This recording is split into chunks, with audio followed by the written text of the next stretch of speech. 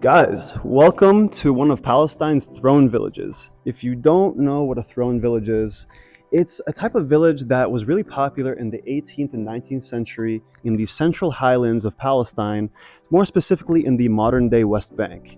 During the 18th and 19th centuries, Palestine, which was the common geographic term for the southern Levant, was once under the Ottoman Empire. Population consisted of urban nobles in the cities and Bedouin nomads in the hinterland, but the majority of the population were Arab peasants known as the Fallahin, which were based in towns and villages. There were 24 villages that stood out above the rest, known as throne villages, were fortified hilltop towns that served as centers of political, economic, and social power for the surrounding rural areas. These local rulers or village kings were known as sheikhs, who were tasked with representing the Fallahin by collecting taxes and involving them in interactions with the Ottoman authorities. Their wealth and status as a leader was on display through the architectural features such as courtyards, arches, domed roofs, defensive walls and armies, as well as decorative elements. These leaders had the best views of the village, especially this fortress in Kur in my home city of Tulkarem, which has a great view of the Mediterranean Sea as well. As mentioned prior, there's over 24 of these throne villages spread out through all the central highlands of Palestine, from Nablus, Tulkarem, Jenin,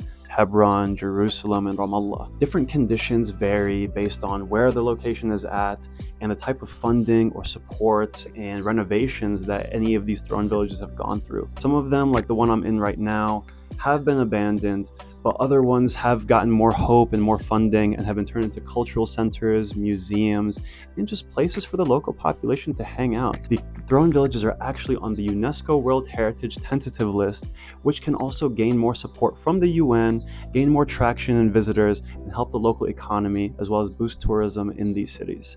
Thank you so much for joining me. Now I'm gonna head out.